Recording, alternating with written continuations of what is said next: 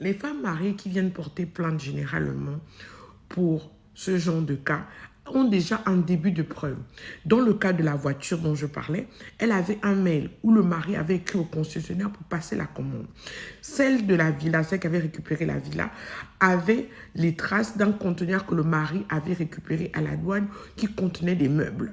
Et elle a su que ce n'était pas pour une de leurs maisons parce que toute leur maison était meublée. C'est avec ça qu'elle a fait l'enquête et elle a trouvé la maison en question.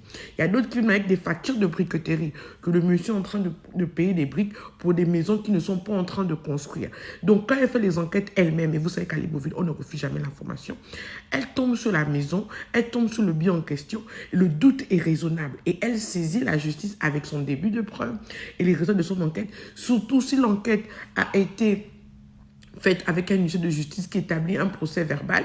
Nous sommes obligés donc de convoquer la maîtresse et de lui poser des questions parce qu'il y a eu violence.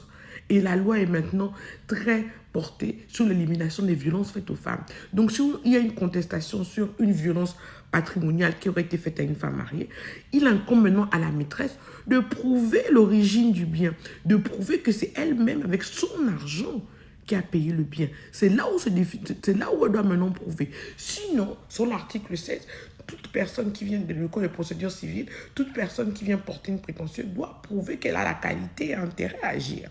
Donc, quand une femme arrive avec son acte de mariage où c'est écrit communauté des biens, qu'elle a un mail où son mari construit une maison ou commande une voiture qui n'est pas à elle et qu'elle ne sait pas à qui cette voiture est destinée et qu'elle soupçonne et qu'elle retrouve le nid véhicule dans les bras de quelqu'un d'autre, que même le véhicule porte le nom de la maîtresse ou pas, c'est à la maîtresse de prouver maintenant, entre conventionnellement, que le bien lui appartient et que c'est elle qui l'a bien acheté.